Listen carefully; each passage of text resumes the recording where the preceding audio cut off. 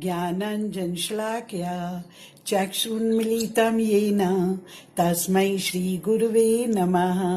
श्रीचैतन्यमनोभीष्टं स्थापितं येन भूतले स्वयं रूपः कदा मह्यं ददाति स्वपदान्तिकं।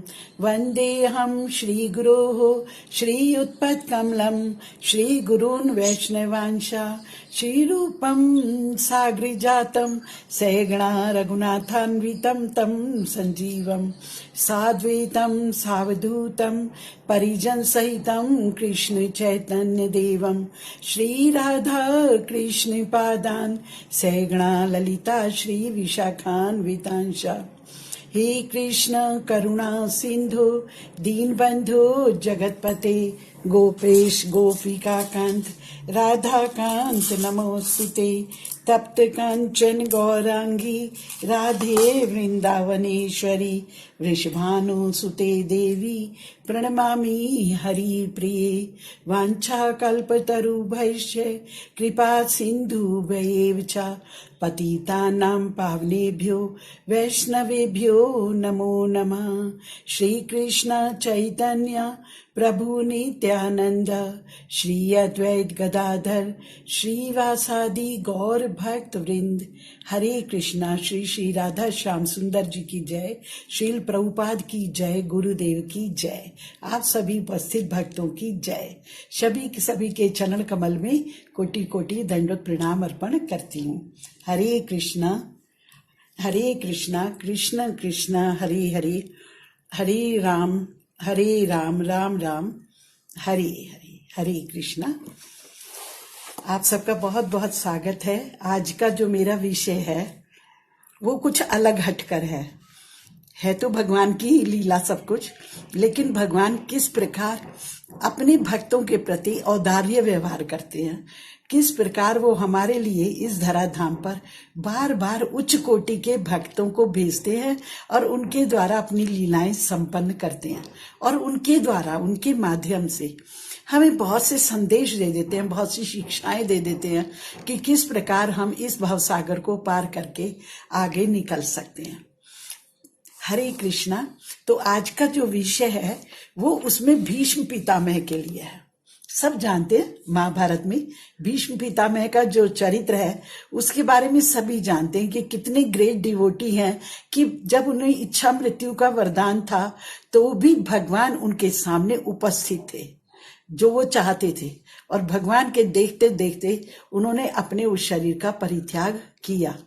तो यहाँ पर वो ही भीष्म पितामह, ये जो 12 हमारे महाजन हैं उनमें से 9वें नंबर पर है भीष्म पितामह।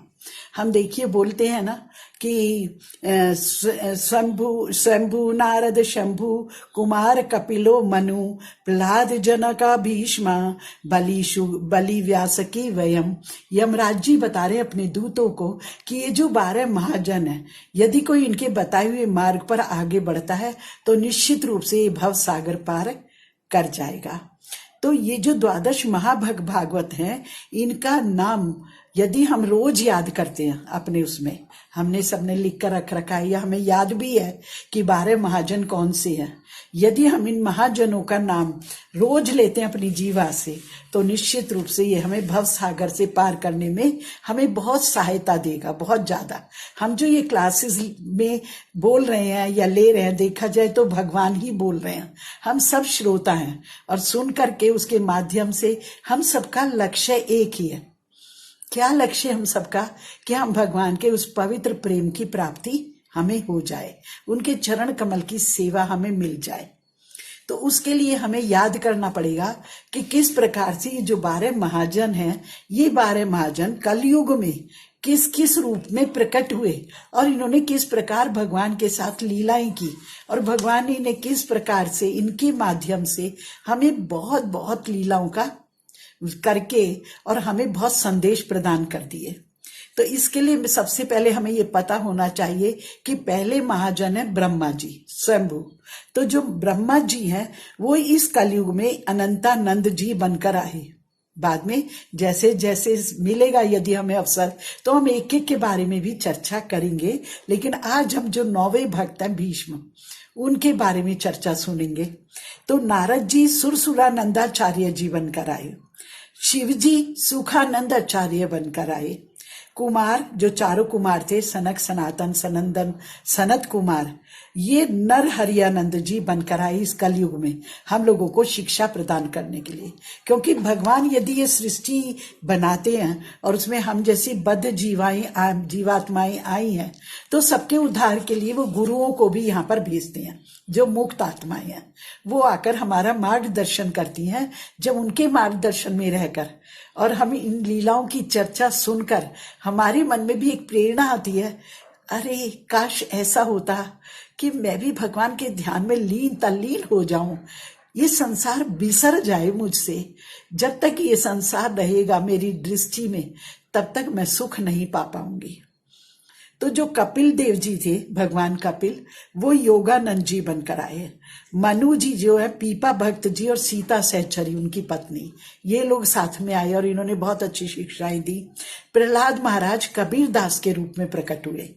जनक महाराज भावानंद जी, आप जानते होंगे कि भावानंद जी जो ज्ञानेश्वर हुए, जिन्होंने ज्ञानेश्वरी लिखी है, उन मुक्ता भाई और ये 4 बहन भाई थे, उनके जो पिता थे भावानंद, जिन्होंने अपने बच्चों के लिए इतना बड़ा त्याग किया, तो वो कौन थे? जनक महाराज।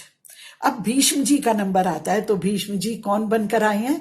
रामसेन नाई, नपुत नापिक बोलते हैं उसको संस्कृत में, लेकिन हिंदी में उसको बोलते हैं नाई, जो शौर कर्म करता है, शौर क्रियाएं करता है, शेव बनाता है, बाल काटता है, मालिश करता है। तो रामसेन नाई बनकर आए भीष्म पिता में, आश्चर्य होगा आप लोगों को। और जो बलि महाराज थे वो धन्ना जाट बनकर आए। आपने नाम सुना होगा धन्ना जाट की, और आपने सुना भी होगा जब आप सुनते हैं भक्त चरित्र, उसमें धन्ना जाट जी का भी जिक्र आया होगा। और जो सुखदेव गोस्वामी है वो गालवानंद जी बनकर आए, और यमराज स्वयं रैदास बनकर आए, जो मीराबाई के गुरु हैं। अगर मौका मिला तो हम कभी मीराबाई के बारे में भी चर्चा करने का प्रयत्न करेंगे। तो कहते हैं कि अब हम जो ले रहे हैं, हमारा जो मेन विषय आज का है वो है भीष्म पितामह के लिए। तो भीष्म पितामह रामसेन नाई बनकर आए। तो किस प्रकार उनका शुरुआत होती है कि उमरिया नाम के जिले में, एक था उमरिया नाम का जिला है, उसमें बांधवगढ़ एक नाम का वो डिस्ट्रिक्ट, कस्बा या गांव जो भी बोल सकते हैं, उसमें उग्रसेन नाम का नाई था एक। तो उसकी पत्नी का नाम था यशोदा, और वो दोनों बहुत भक्त थे, इतने अच्छे भक्त थे, इतने धर्मात्मा थे कि जो भी संत आते घर में सबकी सेवा करते, सबका सम्मान करते, मंदिर जाते, बहुत अच्छा आचरण रखते थे। लेकिन उनको एक कमी थी कि उनके यहाँ कोई संतान नहीं थी। बहुत अच्छे से सेवा वगैरह करते, लेकिन मन में थोड़ा एक अंदर से कमी रहती थी, काश हमारे कोई संतान होती, भगवान की भक्त कोई आ जाए हमारे यहाँ, तो थोड़ा हमारा जीवन और अच्छे से चलेगा। तो एक बार क्या होता है कि वो सेवा करते जाते थे, जो भी संत आते थे उनको घर में बुलाते थे, भोजन कराते थे, बहुत अच्छा। लेकिन एक बार एक संत आए, तो भोजन तो नहीं करा पाते थे क्योंकि जाति के, निम्न जाति के थे, नाई जाति के थे। तो एक बार उनके यहाँ एक संत आते हैं, क्योंकि भगवान से प्रार्थना कर रही थी एक दिन कि भगवान बस हम पे कोई कमी नहीं है, बस हमें एक संतान की इच्छा है, आपका कोई भक्त हमारे घर में आ जाए तो उससे हमारा जीवन धन्य हो जाएगा।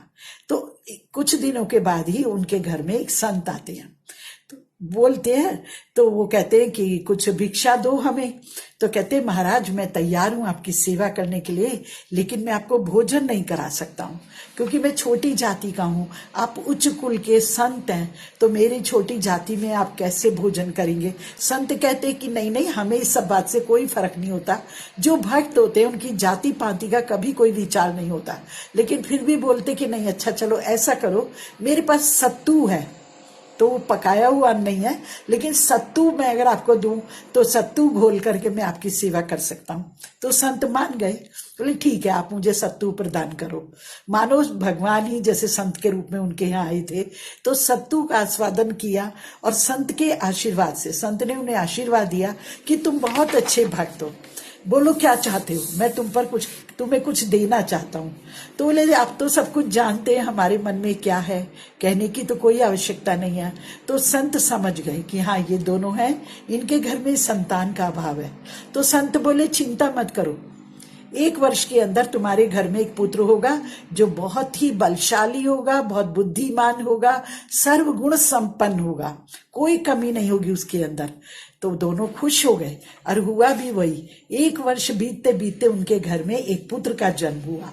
बड़े उत्साह से उन्होंने उसको बोल दिया कि राम के द्वारा मिला है, भगवान के द्वारा, राम के द्वारा हमें मिला है। तो रामसेन उसका नाम उन्होंने रख दिया।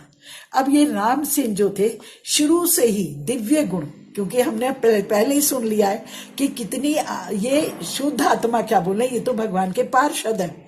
जब भी भगवान किसी पर कृपा करते हैं तो अपने पार्षदों को धराधाम पर भेजते हैं। तो भगवान के पार्षद हैं।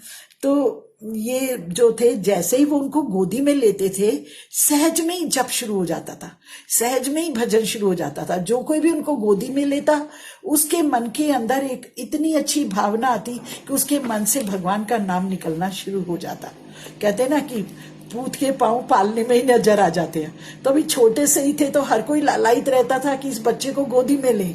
गोदी में लेते ही एकदम जैसे मन के अंदर भगवान के नाम की धारा बह जाती थी।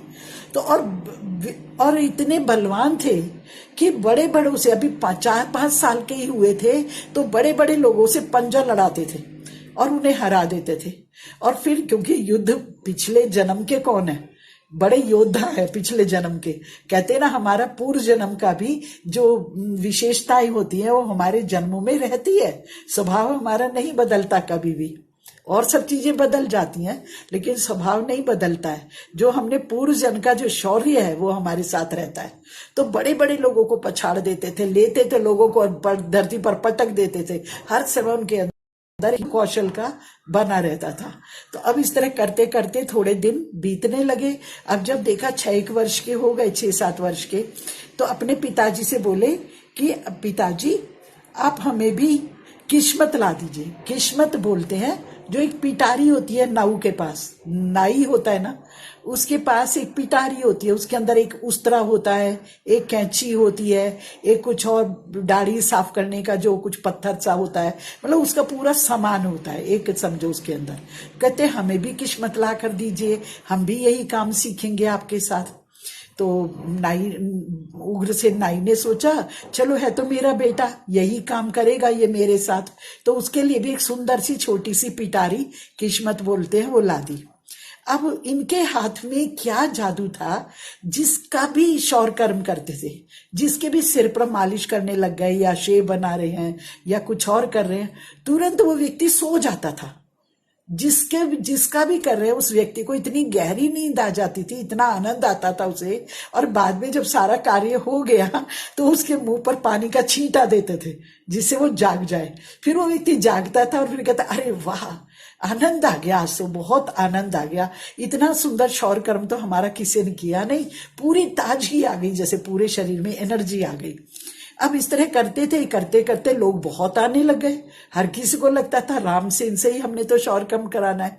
बात फैलते फैलते बांधवगढ़ में जहां रहते थे उसके राजा तक पहुंच गई। तो राजा कहने लगे उग्रसेन, तुम्हारा बेटे का बहुत चर्चा सुन रहा हूं, मेरे पास भी भेजो एक दिन। तो अपनी लेकर के किस्मत और वहां चले गए। रामसेन जी खुशी खुशी गए। जाकर जैसे ही राजा के पास गए और राजा के सिर में तेल लगाना शुरू करा, राजा तो सो गया। इतनी गहरी नींद में सो गया कि उसके कब बदन की मालिश हो गई, सबकी मालिश हो गई, उसकी शेव बन गई, सब कुछ हो गया और वो इतनी गहरी नींद में आराम से सो रहा है। जब पानी का छींटा उसकी आंखों पर दिया तो राजा उठा। अब तो बस आनंद से अभिभूत हो गया। वास्तव में तुम्हारे हाथों में तो चमत्कार है, ऐसा नाई तो आज तक नहीं देखा। तुम्हारे हाथों में तो जादू है। तुम एक काम करो, आज से हमारे दरबारी बन जाओ, बस हमारे दरबार में रहो और हमारी सेवा में रहो, तुम्हें कहीं जाने की जरूरत नहीं है। तो रामसेन उनके दरबारी बन गए। अब जब भी राजा को जरूरत होती जाकर उनकी सेवा करते रहे और भी कोई आ जाता था कभी कभार तो उसका भी कर देते थे, लेकिन राजा की मुख्य सेवा में रहने लगे। अब राजा की सेवा में रहते रहते राजा को एक दिन काशी जाना था। तो कहने लगे रामसेन तुम्हारे बिना तो मैं नहीं जा सकता, क्योंकि तुम इतना सुंदर मेरे अंदर करते हो, तो मैं तो रोज रात दिन अपने अंदर एक नई एनर्जी महसूस कर रहा हूं, तो तुम मेरे साथ चलोगे। तो ले ठीक है राजा जी, हम चलेंगे आपके साथ। तो काशी में राजा उन्हें अपने साथ ले गए। अब जब काशी में राजा के पास थे, ज्यादा कुछ काम नहीं था, फ्री भी रहते थे, थोड़ा गंगा किनारे वहां पर घूमते फिरते रहते थे। अब एक दिन घूम रहे थे, तो अब राजा ने जो दिलाई थी, जो इन्हें किस्मत दी थी, बहुत चमकीली थी, मतलब जो पिटारी थी जिसके अंदर सारा सामान था, अब वो राजाओं के वैभव जैसी थी। बहुत सुंदर पिटारी हाथ में थी इनके। जब वो लेकर के घूम रहे थे, इतनी चमकीली पिटारी, इतनी सुंदर रतन जटित, तो वहां पर एक सन्यासी थे नदी के किनारे। तो एक सन्यासी घूम रहे थे, उन्होंने देखा कि ये पिटारी तो नाई की है, ये नाई लग रहा है मुझे, तो भैया क्या तुम, मैं सन्यास हूं, मैं मेरा मुंडन करोगे? मैं कुछ अपना शेव कर्म कराना चाहता हूँ, बालों का मुंडन कराना चाहता हूँ और ये सब। तो ले हाँ हाँ क्यों नहीं, हम कर देंगे, हमें कोई परेशानी नहीं है। अब सन्यासी ने बुला लिया वहां गंगा किनारे बैठ करके, और उसका सन्यासी का मुंडन करने लगे। अब सन्यासी तो सो गए हाथ लगते ही। जब सो गए, उन्होंने सारा उसका सब कुछ कर दिया, तो पानी का छींटा दिया उनकी आंखों पर, तो सन्यासी जागे, बहुत खुश हो गए। अरे तुम्हारे हाथों में तो जादू है, हमें तो तुमने पता नहीं कौन से दिव्य लोक में पहुंचा दिया। तुम्हारे हाथ लगते ही हमें तो ऐसी अनुभूति हुई कि हम तो दिव्य लोक में पहुंच गए, कहीं बहुत शांति का अनुभव हुआ। इतना तो हम कभी भी आनंद से नहीं सोए जितना हम आज सोए हैं। पर जैसे ही अपने सिर पर ऐसे करके हाथ फिराया सन्यासी ने, तो देखा पीछे शिखा छोड़ी हुई थी। इन्होंने शिखा छोड़ दी, वो सन्यासी शिखा नहीं चाहता था। तो कहने लगे अरे तुम हमें कर्मकांडी बनाना चाहते हो या ग्रस्त बनाना चाहते हो? हम सन्यासी हैं, हम शिखा नहीं रखते, हमारी शिखा का भी मुंडन करो। थोड़ा सा बोलने लग गए। तो बोले देखिए महाराज, मैंने तो सही तरीके से करा है, अगर आप शिखा नहीं रखेंगे तो आप तो तुर्की बन जाएंगे, अर्थात मुसलमान बन जाएंगे। जो हिंदू होते हैं वो सब शिखा रखते हैं, बेशक सन्यासी हो, लेकिन उनकी शिखा होनी चाहिए। लेकिन अब सन्यासी जो थे उन्हें तो बहुत क्रोध आ गया। बोले नहीं नहीं ऐसा कुछ नहीं है, मैं तुमसे प्रवचन नहीं सुनना चाहता हूं, मेरी शिखा का मुंडन करो। तो वो कहने लगे रामसेन जी देखिए, मैं वेदों के विरुद्ध नहीं जाऊंगा, मैं आपकी शिखा का मुंडन नहीं कर सकता। अब दोनों की बातें इस तरह से चलती रही, चर्चा। तो कहने लगे इसका कोई और फैसला करे, इस बात का कि शिखा का मुंडन होना है या नहीं होना है। तो काफी लोगों से पूछा जो वहां ब्राह्मण घूम रहे थे, लेकिन कोई भी संतोषजनक उत्तर नहीं दे पाया। तो वहीं पर उन्हीं दिनों भगवान रामानंद जी, जो राम के ही अवतार है, रामानंद जी काशी में वहां निवास करते थे। तो वहां पर ये पहुंच गए। किसी ने बोला आप इस काम करो, फैसला नहीं हो रहा है, तुम्हारी बहस चल रही है, रामानंद जी यहाँ विद्यमान है काशी में, आप उनके पास जाइए, महान संत है, आपको सही सलाह देंगे। तो दोनों जने चले गए, और रामानंद जी पर्दे की ओट में बात करते थे, प्रत्यक्ष में किसी के सामने नहीं आते थे। तो पर्दे की आड़ से वो इन दोनों की चर्चा सुनने लगे। तो रामानंद जी ने इन्हें समझाया रामसेन जी को कि देखो रामसेन, तुम बिल्कुल भी शोक मत करो, तुम जो कह रहे हो कि चोटी रखने से हिंदू तो रहेगा, नहीं तो ये मुसलमान हो जाएंगे, ऐसी कोई बात नहीं है। सन्यास 4 तरह का होता है, और एक सन्यास ऐसा भी होता है जिसमें शिखा का भी मुंडन हो जाता है। तो तुम्हारा कोई अपराध नहीं आएगा, हम तुम्हें बोल रहे हैं तुम इनकी शिखा का मुंडन कर दो। तो अब रामसेन जी ने आए, अब तो क्योंकि रामानंद जी की आज्ञा हो गई है संत की, तो उन्होंने उनकी शिखा का मुंडन कर दिया। और वहीं पंचगंगा घाट था ये जहां पर कर रहे थे, तो वहां पर पंचगंगा घाट पर ही बैठकर उनकी शिखा का जब उन्होंने मुंडन कर दिया, तो मुंडन करने के बाद एक विशेष घटना हुई। जैसे ही शिखा का मुंडन करा,